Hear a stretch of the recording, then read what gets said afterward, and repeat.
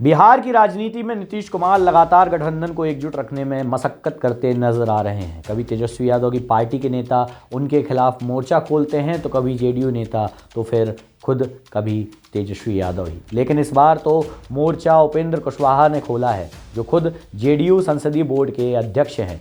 बिहार में सत्ताधारी जनता दल यूनाइटेड के अंदर चल रही खींचतान अब फैसले तक पहुंचती नजर आने लगी है। नमस्कार, मेरा नाम है प्रशांत कौशिक और आप देख रहे हैं नजर टुडे। बिहार में हो रही राजनीति का आखिरकार परिणाम क्या होने वाला है? क्या मुख्यमंत्री नीतीश कुमार सीधे सीधे उपेंद्र कुशवाहा के जो जवाब उन्होंने दिए हैं उसके कोई मायने निकाले जा सकते हैं, या फिर उपेंद्र कुशवाहा के बयानों के ये मायने निकाले जाएं कि जेडीयू में सब कुछ सही नहीं चल रहा है? बिहार की सरकार का क्या होगा? आरजेडी और जेडीयू मिलकर महागठबंधन की सरकार को बचा पाएंगे या नहीं? चलिए इस वीडियो के माध्यम से समझने की कोशिश करते हैं। बिहार के मुख्यमंत्री नीतीश कुमार ने सीधे शब्दों में उपेंद्र कुशवाहा को जवाब दिया है। नीतीश ने कहा, किस किस को कहां कहां बढ़ाएं, जिसको जहां जाना हो, जितनी जल्दी जाना हो, जितना बोलना हो बोलिए, जिस दिन मन करे चले जाइए। ये बयान तब आया जब मंगलवार को उपेंद्र कुशवाहा ने सार्वजनिक तौर पर ऐसा बयान दिया जिससे उनकी ही पार्टी जनता दल यूनाइटेड के लिए असहज हालात पैदा हो गए। वो ऐसे बयान पार्टी के अंदर देते तो कोई और बात होती, लेकिन सार्वजनिक मंच पर अपनी ही पार्टी को कमज़ोर बताने का मतलब कुछ और ही निकाले जाने लग रहा है।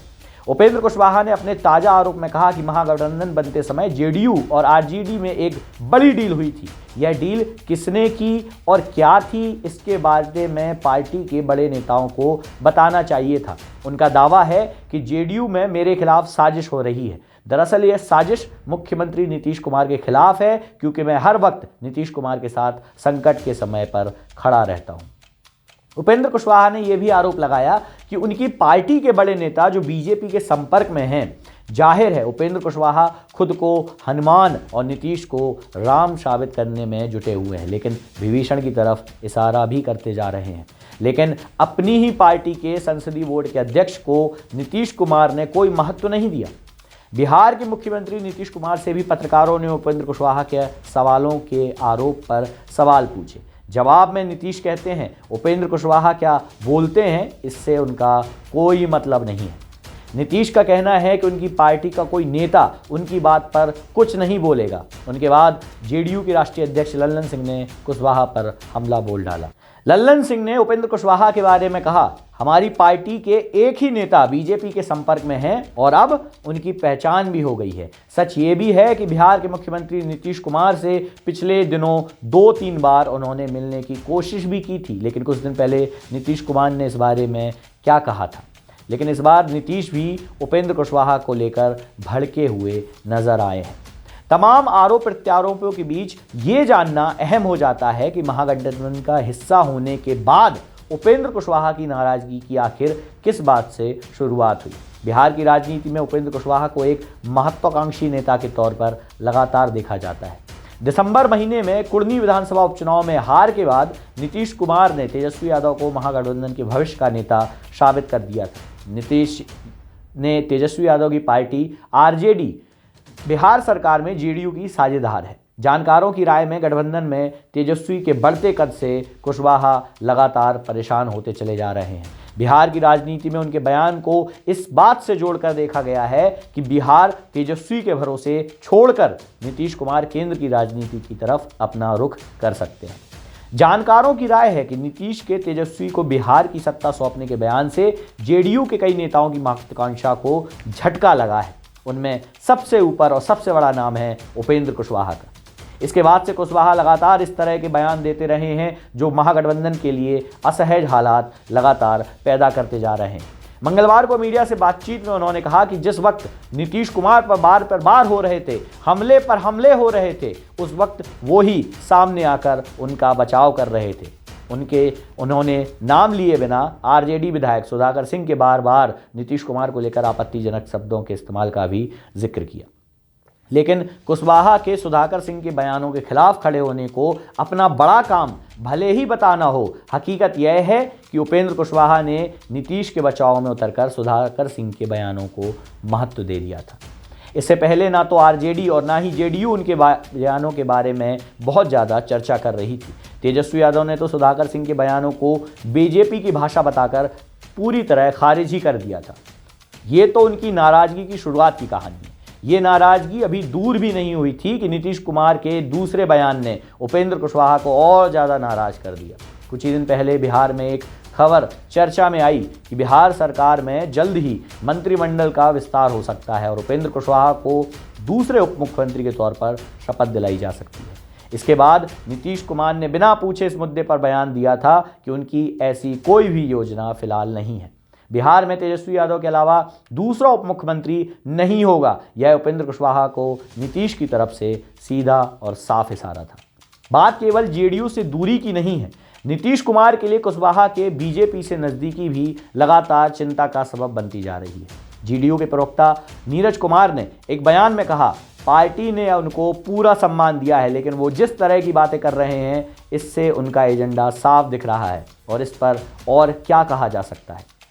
दरअसल पिछले हफ्ते ही उपेंद्र कुशवाहा इलाज के लिए दिल्ली के एम्स हॉस्पिटल में एडमिट हुए थे। इस दौरान बिहार बीजेपी के प्रवक्ता और पूर्व विधायक प्रेम रंजन पटेल उनसे मिलने एम्स पहुंच गए थे।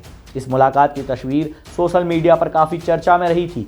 यहीं से यह कयास लगाने शुरू हो गए थे कि क्या उपेंद्र कुशवाहा एक बार फिर से एनडीए यानी बीजेपी में शामिल हो सकते हैं। उपेंद्र कुशवाहा ने इस मुलाकात पर कहा कि इस बात को बिना मतलब के तूल दिया जा रहा है। मेरी तबीयत खराब थी और कोई भी हालचाल लेने मेरे पास आ सकता है, इसको सिर्फ बढ़ चढ़कर पेश किया जा रहा है। एम्स में बीजेपी नेताओं से मिलना सामान्य बात भी हो सकती है और कई बार इस तरह की मीटिंग नेताओं की तरफ इशारा भी होता है कि उनके पास और भी ज़्यादा विकल्प मौजूद हैं। ऐसी मुलाकातों की तस्वीरों का इस्तेमाल अपने लिए गोल मोल करके भी किया जा सकता है। उपेंद्र कुशवाहा ने बीजेपी के नेताओं से बात की होगी। अब क्या बात हुई ये तो सिर्फ वो ही बता सकते हैं।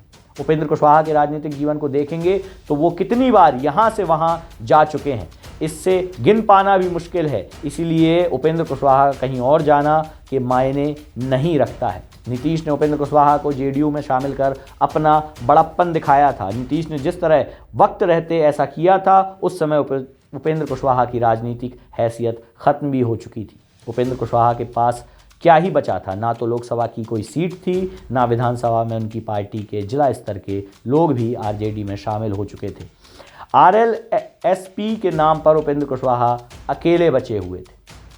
साल 2020 के विधानसभा चुनावों के बाद उपेंद्र कुशवाहा ने अपनी पार्टी राष्ट्रीय लोक समता पार्टी का विलय जेडीयू में कर दिया था।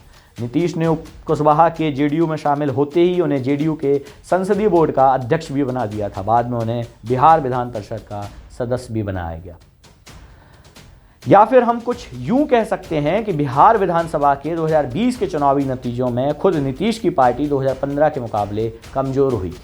नीतीश कुमार ने हर तबके के समर्थन के लिए उपेंद्र कुशवाहा को जेडीयू में शामिल कर लिया, लेकिन इसके लिए कुशवाहा को अपनी पार्टी आरएलएसपी को ख़त्म करना पड़ा था। बिहार की सत्ता में महागठबंधन के आए 6 महीने भी पूरे नहीं हुए हैं, लेकिन महागठबंधन के साझेदार पार्टियां और नेताओं के बीच बयानबाजी राज्य की एक और राजनीतिक उथल पुथल की ओर संकेत दे रही है। उपेंद्र कुशवाहा हों या फिर नीतीश कुमार या फिर उनके साथ सत्ता में रहने वाली आरजेडी पार्टी के अभी जो प्रमुख हैं तेजस्वी यादव, लगातार अपनी बयानबाजी से महागठबंधन के लिए ऐसी समस्याएं पैदा करते चले जा रहे हैं जिससे एक तरफ तो बीजेपी को फायदा होता दिखाई दे रहा है और दूसरी तरफ जनता भी ये देख रही है कि ये दोनों पार्टियां मिलकर बिहार में सत्ता चलाने के शायद काबिल नहीं हो। एनडीए और यूपीए का साथ छोड़ने के बाद जेडीयू आरजेडी के साथ मिलकर बिहार में सत्ता चला रही है और ये सत्ता कितनी महत्वपूर्ण साबित होगी नीतीश कुमार के आने वाले राजनीतिक जीवन के लिए या फिर